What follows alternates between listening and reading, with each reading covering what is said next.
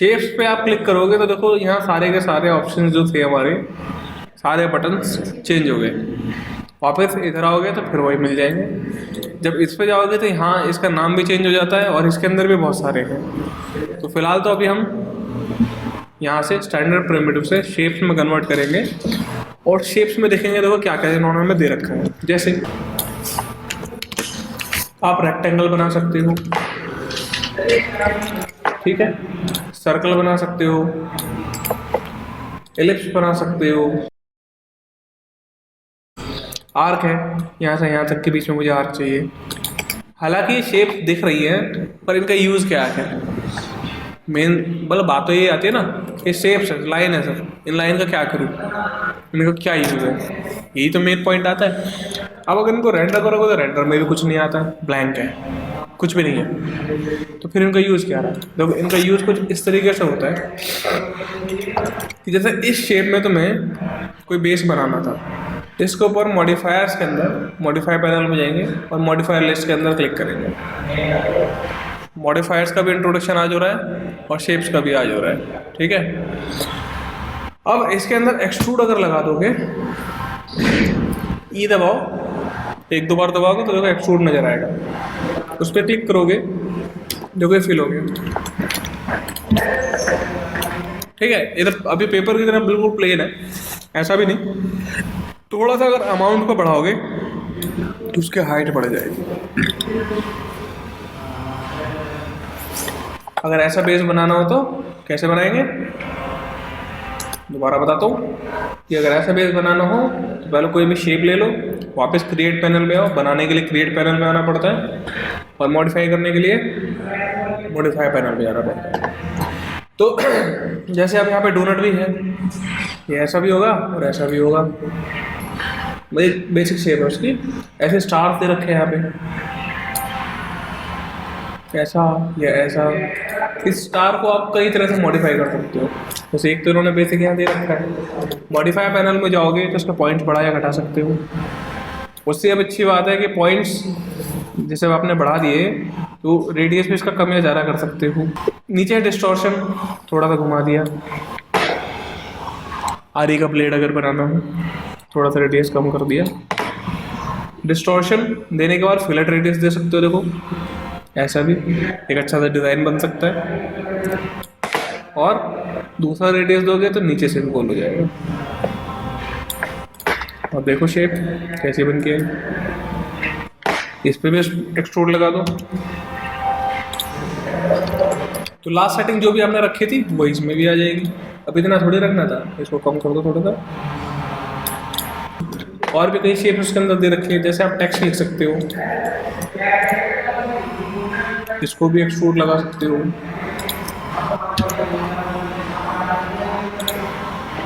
Height दो, इसको घुमा लो 90 डिग्री, स्टैंडिंग पोजीशन में आ जाएगा वो। ये अब ठीक लग रहा है। तो ऐसा नहीं है कि ये जो मैंने लिखा है मैक्स टेक्स्ट ही लिखा आएगा, आप चेंज कर सकते हो। मॉडिफाई में जाके चाहे तो चेंज कर लो, टेक्स्ट पे क्लिक करोगे।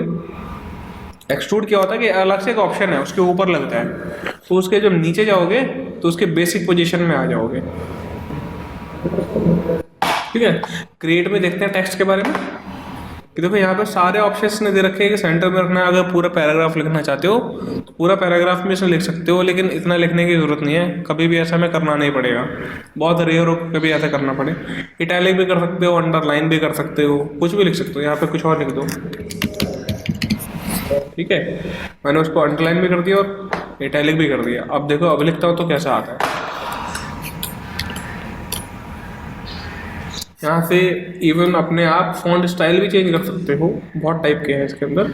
जैसे ये मैं सिलेक्ट करके रखूँगा, मॉडिफाई में गया हूँ, टेक्स्ट ऑन है मेरा, मतलब टेक्स्ट पे क्लिक किया हुआ है। नीचे में चाहूँ तो इसी के अंदर बदलाव कर सकता हूँ, नहीं तो उसका साइज़ वगैरह रेडियो से कम ज़्यादा कर सकता हूँ। कर्निंग्स वगैरह भी बढ़ा सकता हूँ, घटा सकता हूँ, यानी बीच का स्पेस।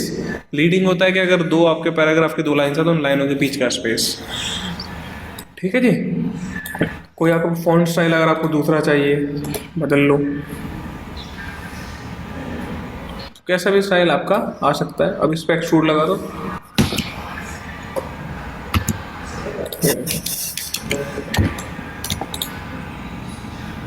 ठीक है।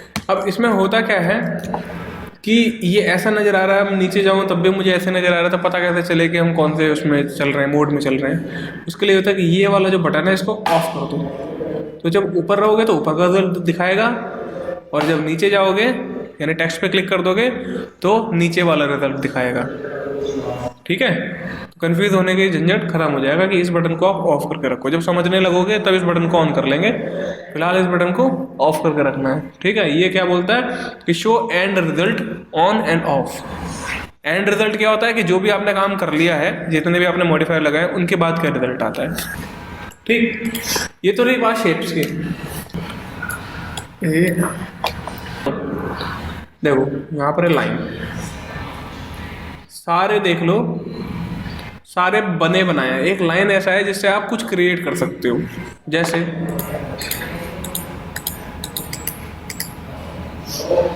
एक शेप तैयार हो गई। ऐसी शेप तो नहीं थी ना उसके अंदर। ये जो शेप है आप लाइन के थ्रू बना सकते हो। और सपोज अगर आपको दूसरे टाइप की शेप बनानी हो, जैसे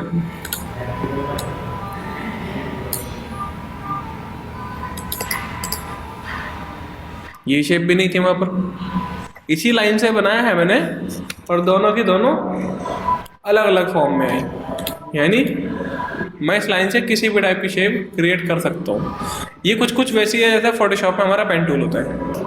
अब साइकिल के रिम की बारी है, तो रिम क्रिएट करेंगे आज हम। तो देखो रिम क्रिएट करने के लिए हम लाइन टूल का ही यूज करेंगे। ठीक, लेफ्ट व्यू में चला गया मैं आधा ही बनाऊंगा, दूसरी साइड का कॉपी करूंगा। ठीक, 1 2 3 4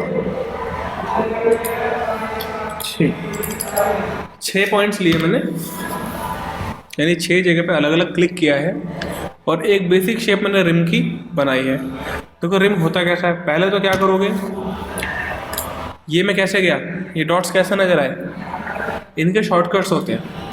तो जब इसको सेलेक्ट करोगे तो यहाँ पर ऐसे करके इंटरफेस एक नज़र आता है।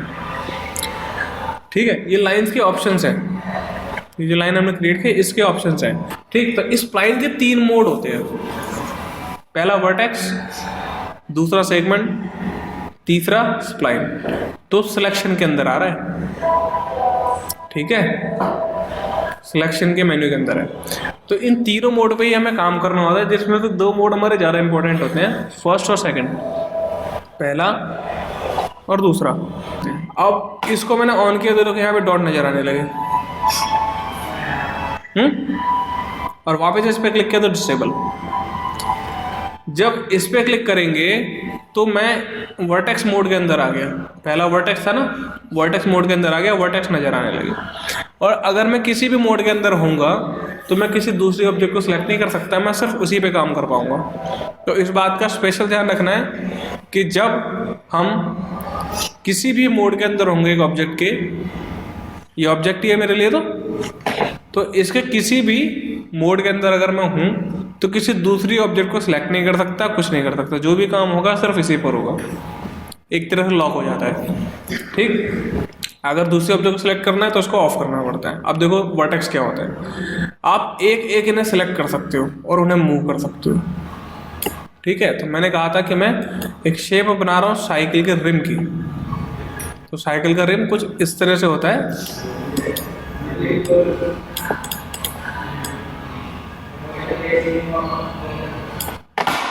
लेकिन अभी भी नॉक नॉक नॉक कॉर्नर आ रहे हैं ना, कॉर्नर्स नहीं होते उसके अंदर, वो स्मूथ होता है। ठीक है, वर्टेक्स मोड के बारे में बता रहा हूँ आज, सिर्फ वर्टेक्स मोड। सारा ऐसा करके सेलेक्ट किया, सारे के सारे सेलेक्ट हो गए। राइट क्लिक करो तो देखो इसके ऑप्शंस आने लगेंगे। इसमें होता है स्मूथ, उस पर क्लिक कर देना है।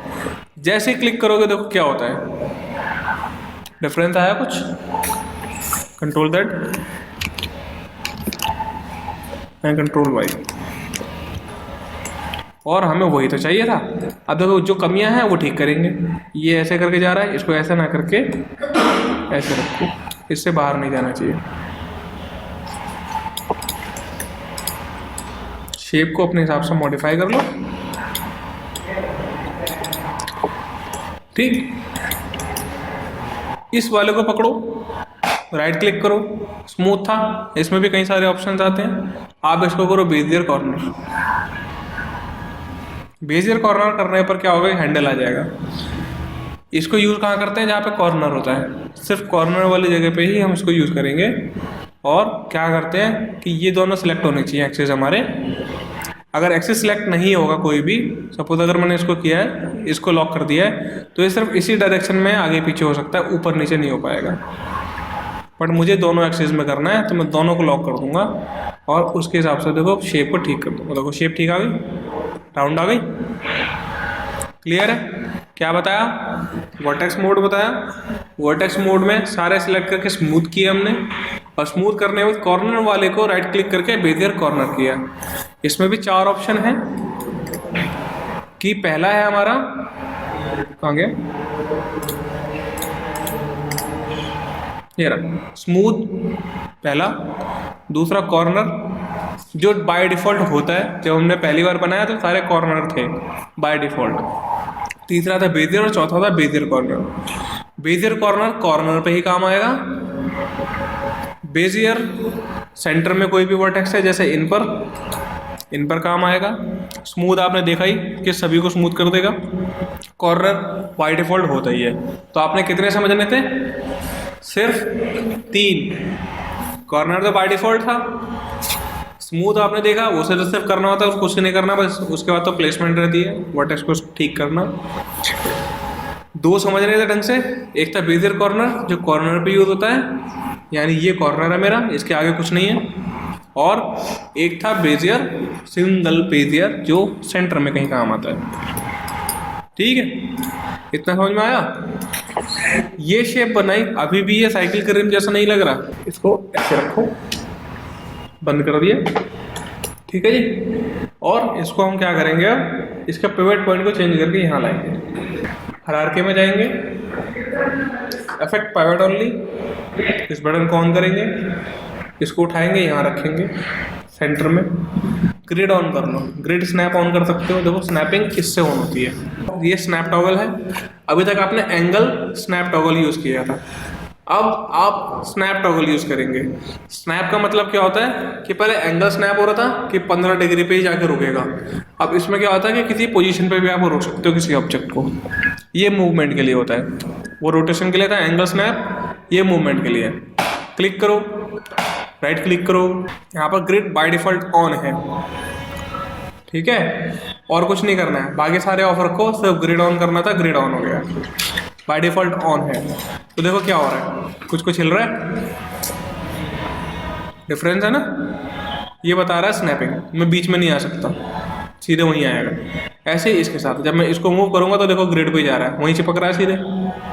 अब मुझे वही तो चाहिए, मुझे ग्रिड पे चिपकाना था, चिपक गया, बिल्कुल सेंटर में आ चुका है। सोचने की जरूरत नहीं है, जूम करने की जरूरत नहीं है, ईजिली ये काम हो जाएगा। अब इसको ऑफ कर दो क्योंकि ये परेशान करेगा, इसलिए इसको ऑफ करना ज़रूरी है। और यहाँ से भी ऑफ करना ज़रूरी है क्योंकि मैं ऑब्जेक्ट मूव नहीं कर सकता, हर बार मेरा पिवट पॉइंट ही चेंज होगा, तो मुझे वो नहीं करना है। मैंने यहाँ पर वापस क्रिएट मोड में आना है, तो देखो नॉर्मल हो गया वापस हमारा पिवट पॉइंट, ठीक है, एक्सेस हमारे नॉर्मल हो गए। इसी को एक्सेस बोलते हैं, इसी को पिवट पॉइंट बोलते हैं, बार बार कंफ्यूज नहीं होना। तो पिवट पॉइंट अपने सेंटर में आ गया, पहली चीज़ हो गई, ठीक है। अब हम इस पर लगाएंगे लेथ, ये दूसरा मॉडिफायर है। वापस आओ मॉडिफाई पैनल में, मॉडिफायर लिस्ट पे क्लिक करो, उसमें L प्रेस करो,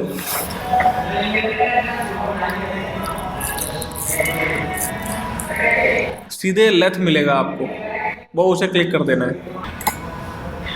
कुछ बना नहीं, अभी गलत बनाया, तो मैं इसको बताऊंगा लेथ को फिर नीचे के साइड आओ, ऐसे जो जा रही है वो एक्स जा रही है, तो एक्स डायरेक्शन से आप बनाएं तो ऐसा बना, ठीक है। आप लेथ के इस प्लस बटन को ऑन करो, एक्सिस पे क्लिक करो, तो अब इसके एक्सिस ऑन हो गए हैं। इसके एक्सिस पे क्लिक करना है और इसको आपने खिसका देना है, देखो खिसक रहा है। अब देखो मैंने उसको बड़ा कर दिया, देखो अभी गोल नजर नहीं आ रहा ना, वो कमी यहाँ पर है, सेगमेंट्स कम, सब लेंथ के अंदर ही हो रहा है, बाहर कहीं नहीं हो रहा है। इसको मैंने बोला 48,000। इसको पूरा करने के लिए हम क्या करते हैं, यहाँ वापस जाएंगे मॉडिफाई पैनल के अंदर, मॉडिफाई लिस्ट पे दोबारा क्लिक करेंगे और इसमें मिलेगा सिमेट्री,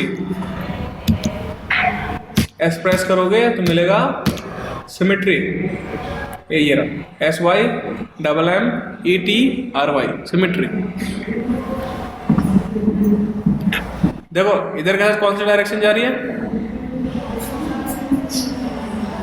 डायरेक्शन कौन सी जा रही है, साइड वाई जा रही है ना।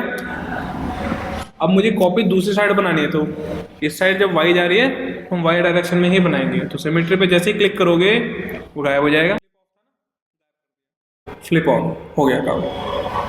देखो अब तो लग रहा है रिम, ऐसा तो होता है ना, देखो ऐसे ही होता है ना रिम, ये तो बना रहा था मैंने। इसका क्या करा कि हाफ साइड बनाई थी, ये मैंने हाफ साइड बनाई थी,